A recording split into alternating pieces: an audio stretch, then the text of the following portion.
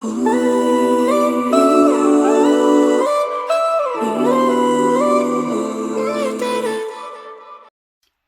everyone, I am Cass Flowers and this is Cass Chats, and I've been gone for a couple of weeks. I know I post or say I'm going to post on Wednesdays and Sundays. Well, this Sunday I was so deep in my research that I didn't post, and I thought, I'll just post on Monday. Well, then Monday came around and I got the most devastating news that my cousin passed away. And I have been in this utter disbelief and grief and sadness ever since. And so I wasn't going to make a video, and then I talked to my mom. She's like, well, talk about how you feel, maybe to make you feel better. So here I am talking about how I feel, and hopefully, I will just process it like I'm talking to myself. Let me go back a little bit. So on Sunday, I submitted the edits for chapter 2 to my chair and my SME, subject matter expert. If you've been following me through this journey, you know that I was very stressed about chapter 2. And so I submitted that on Sunday. And then on Tuesday, which I didn't get the message until, when did I get the message? I don't know when I got that message, maybe Thursday. But I didn't get the message. I didn't read the message or even comprehend messages until 2 days later, and found out that my chapter 2 was approved. So that was just so great. My chapter 2 was approved. So 1 and 2 are approved. I am in edits right now in chapter 3, but the process is long. It's difficult. It's hard to concentrate. So my cousin's name was Natasha Gibson, and a little background about me. I am the only girl. I have 2 younger brothers. They're twins. They are a little under 2 years younger than me. And I grew up with all my cousins. My dad is close with all of his siblings. He has 1 sister and 5 brothers, or he had 5 brothers. And he grew up very close with them. And so that means that I grew up very close with all my cousins. So my cousins were like my sisters. The girl cousins, like there are groups of us all together in my family. So I'm the oldest, and then my group was, it's so hard to say was. My group was me and my brothers, and then my cousin Lisa and Tracy, and then my other 2 cousins, Daryl and Tasha. We call them Daryl. Everyone else calls them Daryl now. And so that was our little, that was us. That was the cousins that hung together. There was some more. There was like Ronnie and Shima and Patrick. But as far as that little group, it was us a lot. It was us on vacation. So I went on vacations with my aunt and uncles. A lot. We did everything together. We drove down south together. We went on fishing trips. We had cabins up north. My whole childhood was spent with my cousins as my siblings. At every vacation they were there. And so I always thought of my cousins as my sisters. So my cousin Lisa was a year younger than me, and she died about 10 years ago, over 10 years ago. Maybe 15 years ago. And it was devastating. She was so young, and it was so hard. It was so hard, and it didn't even occur to me that it would happen again to any one of us. And so fast forward to Monday, last week Monday, and my cousin Tasha passed away, and it's like a sister. It's like I lost a sister. So it was Lisa, Tracy, me, and Tasha. And so there's 2 of us left, and we're holding tight to each other. The problem is we're in this pandemic where we can't actually hold tight to each other, and it's devastating, and it's sad, and it's isolating. And I didn't get out of bed for 2 days, and I still can't believe it. I don't even know how I'm going to get through this without tearing up, but I wanted to at least talk about how important it is to be safe out there. The most devastating thing, one of the most devastating things about my cousin passing away, she was only 47. She did have high blood pressure, just like I do.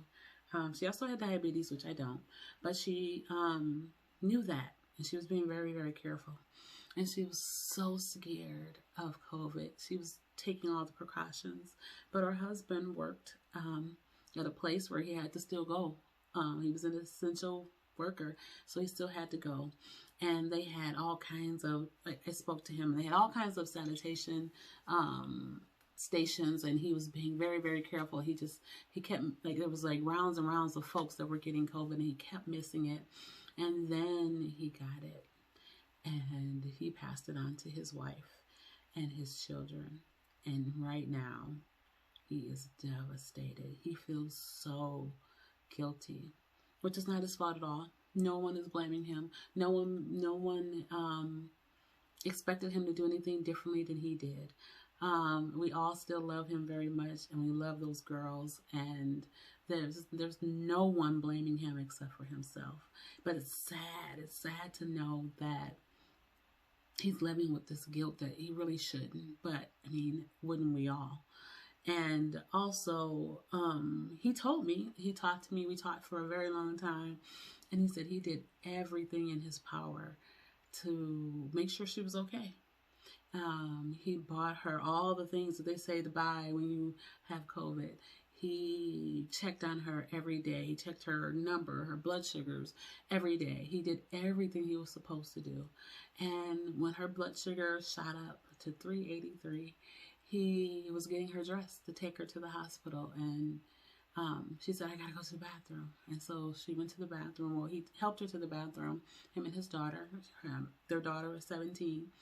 And helped her to the bathroom, and he said he stepped out to give her some privacy just for a minute, and he heard a thud, and she hit the floor, and then he started performing. He felt her pulse. She had a pulse, so he started performing CPR on her, and she said he said that she was staring him right in his eyes, looking at him the whole time, but she couldn't talk, and he just kept performing CPR, calling 911. When they got there for 40 minutes, they worked on her, and her heart gave out.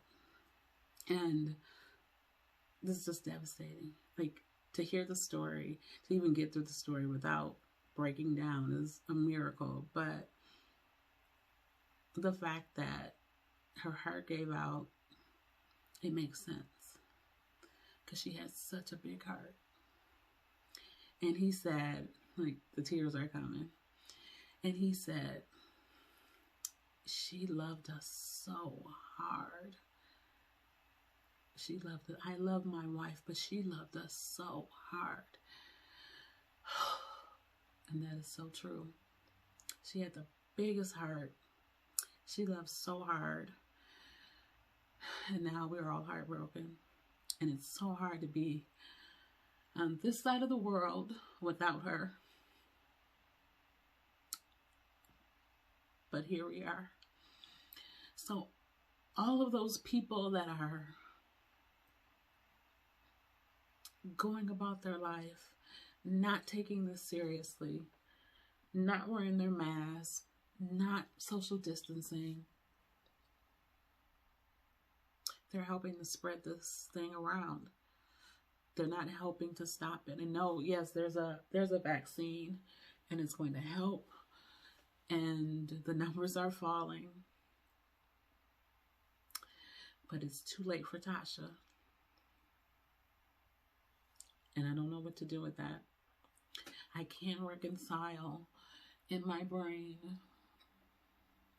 how this happened to her. It could have been me.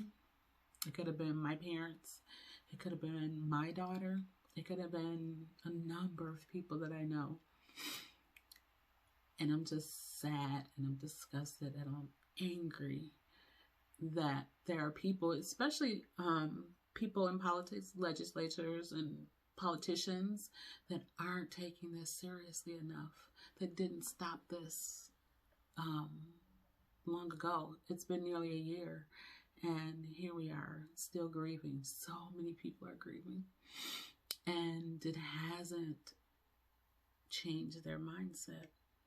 And so as painful as this is, as much as I'm grieving, as hurt as I am, and as sad as I am, I promise that I'm going to do everything in my power to ensure that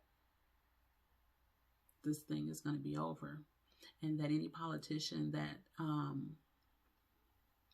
didn't take it seriously will be held accountable. And I mean that truly, because it's time for a change in this country. It's time for politicians to put their constituents first and not fly off to another country when things get rough, or pretend like it's not more devastating or worse for Black and brown communities, or turn their head when it's something that's too difficult or too hard for them to understand or comprehend or just see. And so, like I said, there's nothing I can do to change my situation or to bring her back, but there's everything that I can do, everything in my power that I can do to ensure that folks are held accountable on every single level that they need to be. And so I hope that this wasn't too sad or too morbid. It's truly how I feel right now, and I'm working through this day by day. I did my hair. Tasha loved hair and makeup, so I did a protective style that's a whole mess. Like, I really need to make it look better. I have lipstick on today. I kind of did my makeup a little bit, but you know, you can tell my eyes are red and it's a mess. And I don't even know how I'm going to get through her funeral on Friday. Social distancing is hard. It's hard when you're grieving. It's hard when you're in a community that normally comes together. I would normally be with my family like we were when Lisa passed away. We all came together, and it's hard. The isolation is hard. But I will continue to do it for as long as I have to, so that no other family has to feel what we're feeling right now. If I had to wear a mask for the rest of my life, I would, so no one else could feel this. It's just that important. Just as simple as wearing a mask, just as simple as social distancing and not being around your family right now, because it can be harmful to other people, is so important. Anyway, I'm gonna get off my soapbox and stop rambling about all of these things that I'm working on that are spinning in my head, and I'm gonna get to work. I do have to I have some revisions on chapter 3, so I did also submit chapter 3. I mean, when you're grieving, sometimes you throw yourself into work, and that's what I did, and I got through it. And so there are some revisions, some edits that I have to make. My chair to get back to me today, so I will probably spend a good little portion of this evening working on that. And then, you know, I have a political career. I have an influence, and so I'm going to use that. And stay tuned. It should get interesting. But anyway, thank you so much for joining me on this journey, for hearing me out tonight. I will see you next time. Don't exactly know when that will be, but I will see you next time. Bye.